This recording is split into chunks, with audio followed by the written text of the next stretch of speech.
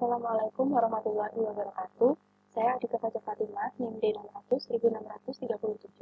Di sini saya akan presentasikan hasil penelitian tugas akhir saya dengan judul Analisis Pemilihan Supplier Komponen Kayu Jati dengan Metode Analytical Hierarchy Process atau AHP dengan studi kasus di PT Kakadu Sejahtera Kaligambar Sragen.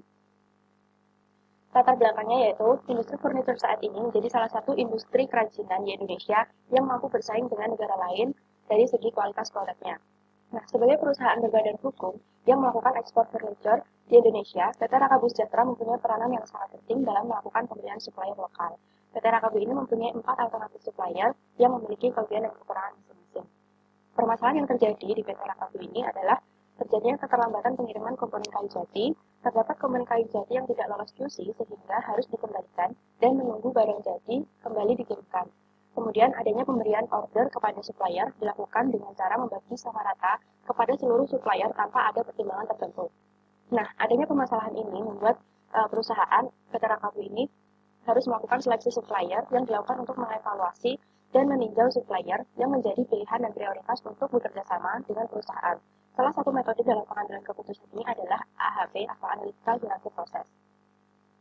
Tujuan penelitian saya yaitu di sini yang pertama, mengidentifikasi kriteria yang akan digunakan untuk memilih supplier komponen kayu jati yang terbaik untuk produksi furniture. Yang kedua, menentukan prioritas supplier komponen kayu jati yang terbaik di PT Rakabu dengan menggunakan metode AHP. Dan yang ketiga yaitu menentukan tindak lanjut pada supplier komponen kayu jati di PT Rakabu Sejahtera setelah mengetahui urutan prioritas suppliernya. Hasil dan pembahasan.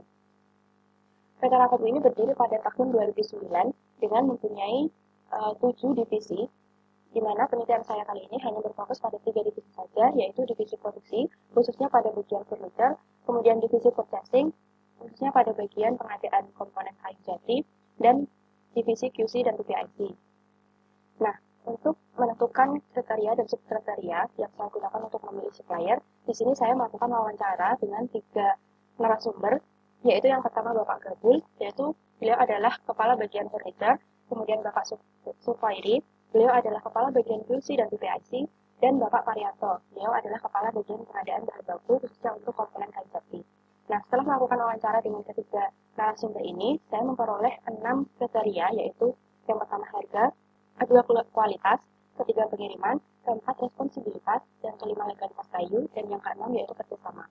Nah, untuk subkriteria dari kualitas yaitu ada kekuatan kayu, warna kayu, tingkat alur minyak, dan jumlah catat. Kemudian subkriteria untuk kriteria pengiriman yaitu ketepatan waktu pengiriman, ketepatan jumlah pengiriman, dan kapasitas pengiriman. Kemudian subkriteria untuk kriteria responsibilitas, ini ada 2, yaitu yang pertama kemudahan dihubungi, dan yang kedua kecepatan penggantian barang. Nah, dari kriteria dan subkriteria yang sudah diperoleh dari hasil wawancara ketiga narasumber, dibentuklah struktur hierarki AHP seperti yang ada dalam PPT, di mana S1 di sini adalah supplier Bapak Agung, S2 adalah supplier Bapak Sumadi, S3 adalah supplier Bapak Sudimin, dan yang keempat adalah supplier Bapak Gito. Kemudian setelah memperoleh kriteria dan subkriterianya, saya menyusun kuesioner yang digunakan untuk menentukan atau menghitung pembobotan kriterianya, di mana kuesioner ini saya tujukan kepada 2 responden, yaitu yang pertama Bapak Sufairi, beliau adalah Kabak QC dan PPIC yang sudah bekerja selama 11 tahun di PT Rakabu Sejahtera, dan yang kedua yaitu Bapak Parianto, beliau adalah Kepala Bagian Pengadaan Barang untuk komponen kayu jati dan sudah bekerja di PT Rakabu selama 10 tahun. Jadi untuk pendekatan AHP ini jumlah responden tidak terlalu diperhitungkan, yang diperhitungkan adalah kemampuan dan keahlian responden dalam bidangnya, di sini QC dan pengadaan barang. Nah, setelah itu hasil dari kedua responden ini harus dilakukan rata-rata karena metode AHP ini tidak bisa menggunakan 2 hasil yang berbeda. Jadi, kedua hasil dari 2 responden ini dilakukan rata-rata dengan metode geometric mean, di mana caranya yaitu hasil responden dari yang pertama dikalikan dengan hasil dari responden yang kedua. Kemudian hasilnya diakar kuadratkan. Nah, hasilnya ini nanti akan dituliskan dalam matriks perbandingan berpasangan. Dari seluruh hasil geometric mean yang sudah saya tuliskan di sini, kemudian nanti masing-masing kriteria dan subkriteria dibuatlah matriks perbandingan berpasangan. Setelah semuanya sudah selesai, maka selanjutnya melakukan perhitungan bobot antar kriteria. Di sini yang saya tampilkan di sini adalah cara perhitungan bobot antar kriteria. Diperoleh hasil dengan kriteria tertinggi dengan bobot tertinggi, yaitu legalitas kayu dengan bobot 0,387. Nah, grafiknya dapat dilihat di bagian bawah. Kemudian, seluruh subkriteria dan seluruh supplier dilakukan pembobotan dengan hasil grafik seperti yang ada pada PowerPoint di sini. Nah, berikut adalah hasil pembobotan supplier.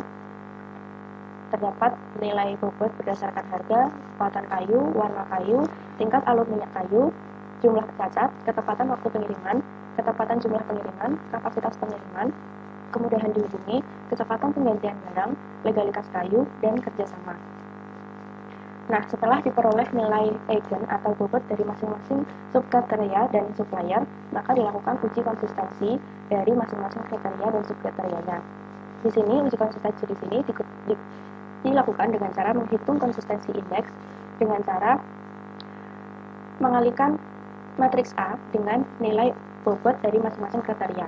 Kemudian, hasil dari perkalian tersebut dibagi dengan nilai bobot dari masing-masing kriterianya, sehingga diperoleh rata-rata atau biasa disebut dengan lambda max di sini sebesar 6,543 yang kemudian digunakan untuk menghitung konsistensi indeks.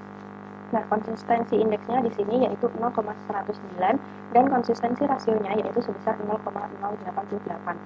Dengan hasil konsistensi rasio kurang dari 10% atau kurang dari 0,1, maka dapat disimpulkan bahwa data yang dihitung di sini sudah konsisten. Nah, perhitungan uji konsistensi ini dilakukan di semua subkriteria dan di semua supplier. Nah, berikut adalah tabel rekap hasil uji konsistensi. Nah, di sini semua subkriteria dan supplier sudah konsisten. Setelah itu, berikut adalah hasil pembobotan kriteria dan subkriteria dalam bentuk struktur hierarkisnya. Nah, berdasarkan hasil pembobotan kriteria dan subkriteria pemilihan supplier, diperoleh hasil yaitu legalitas kayu dengan bobot tertinggi. Di sini karena setiap supplier wajib memiliki surat verifikasi dan legalitas kayu atau biasa disebut dengan SVLK. Nah, semua kayu ini harus menjalani verifikasi legalitas sampai dengan kayu tersebut menjadi produk jadi. Selain itu, setiap supplier juga harus memiliki surat izin usaha perdagangan. Nah, maka dari itu, legalitas kayu menjadi prioritas terpenting dalam memilih supplier.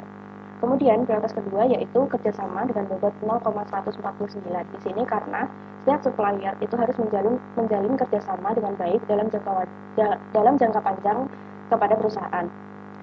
Kemudian, prioritas yang ketiga yaitu jumlah cacat dengan bobot 0,1 karena cacat pada kayu menjadi suatu yang sangat tidak diharapkan untuk proses produksi. Adanya cacat ini dapat menurunkan kualitas dan daya tarik dari produk yang dihasilkan, sehingga kriteria ini menjadi prioritas ketiga dari perusahaan. Nah, berikut adalah tabel urutan prioritas kriteria dan subkriteria. Urutan prioritas di sini mulai dari urutan yang pertama, tadi legalitas kayu, hingga prioritas yang terakhir yaitu kemudahan dihubungi. Nah, setelah mendapat urutan prioritas dari masing-masing kriteria dan subkriteria, maka dilakukan perhitungan bobot prioritas untuk suppliernya. Nah, di sini dilakukan dengan cara mengalihkan bobot dari masing-masing supplier dengan bobot masing-masing kriteria dan subkriterianya. Diperoleh hasil yaitu Bapak Agung dengan bobot 0,284, kemudian Bapak Sungadi dengan bobot 0,269, kemudian Bapak Gito dengan bobot 0,247, dan yang terakhir yaitu Bapak Sukimin dengan bobot 0,200. Berdasarkan hasil urutan supplier di atas, yang tadi saya sebutkan, Bapak Agung selaku supplier dengan performansi terbaik diharapkan dapat mempertahankan dan meningkatkan performansi dalam memasok komponen kayu jati di PT Raka Sejahtera. Sedangkan supplier lain yang memiliki bobot di bawah dari Bapak Agung perlu dilakukan adanya evaluasi atau tindakan terkait dengan beberapa kriteria yang dapat meningkatkan performansi dari masing-masing supplier. Kesimpulan dan saran. Kesimpulan yang pertama yaitu kriteria yang dijadikan sebagai acuan dalam melakukan pemilihan supplier terdiri dari harga, kualitas, pengiriman, responsibilitas, legalitas kayu, dan kerjasama. Untuk subkriterianya, dari kualitas yaitu kekuatan kayu, warna kayu, tingkat alur minyak, dan jumlah cacat. Sedangkan subkriteria untuk pengiriman terdiri dari ketepatan waktu pengiriman, ketepatan jumlah pengiriman, dan kapasitas pengiriman. Untuk subkriteria responsibilitas terdiri dari kemudahan dihubungi dan kecepatan penggantian barang. Kesimpulan yang kedua yaitu hasil dari perhitungan menggunakan metode AHP diperoleh supplier dengan performansi terbaik yaitu Bapak Agung, kemudian Bapak Sumati, kemudian Bapak Gito, dan kemudian Bapak Sugimin. Sedangkan kriteria dengan bobot tertinggi yaitu legalitas kayu, kemudian kerjasama, kemudian jumlah cacat, dan yang terakhir yaitu kemudahan dihubungi. Kesimpulan yang ketiga, tindak lanjut yang dilakukan setelah mengetahui urutan prioritas supplier komponen kayu jati di PT Rakabu, yaitu melakukan evaluasi supplier dan evaluasi internal perusahaan, di mana evaluasi supplier ini dilakukan secara bertahap setiap supplier melakukan pengiriman komponen ke perusahaan. Sedangkan evaluasi internal dilakukan oleh perusahaan mengenai semua aspek yang berkaitan langsung dengan komponen kayu jati dari supplier, seperti pengecekan tempat penyimpanan komponen, pengecekan alur proses pengiriman komponen kayu jati, dan melakukan pengecekan secara langsung kepada supplier sebelum komponen kayu jati dikirimkan ke perusahaan. Evaluasi lain yang dapat dilakukan seperti memberikan batas kapasitas pengiriman yang sesuai dengan kemampuan supplier, memberikan batasan atau ketentuan mengenai tingkat alur minyak, warna kayu, dan kriteria lainnya yang dapat dijadikan dasar untuk meningkatkan performansi supplier. Kemudian saran. Yang pertama, sebaiknya pihak perusahaan memberikan pembagian PO atau purchase order kepada supplier sesuai dengan kapasitasnya masing-masing supplier. Yang kedua, disarankan bagi peneliti selanjutnya diharapkan dapat melakukan penelitian pada perusahaan lain dengan pengembangan metode lain, khususnya dalam melakukan pemilihan supplier. Sekian presentasi dari saya, kurang lebihnya mohon maaf. Semoga bermanfaat. Wassalamualaikum warahmatullahi wabarakatuh.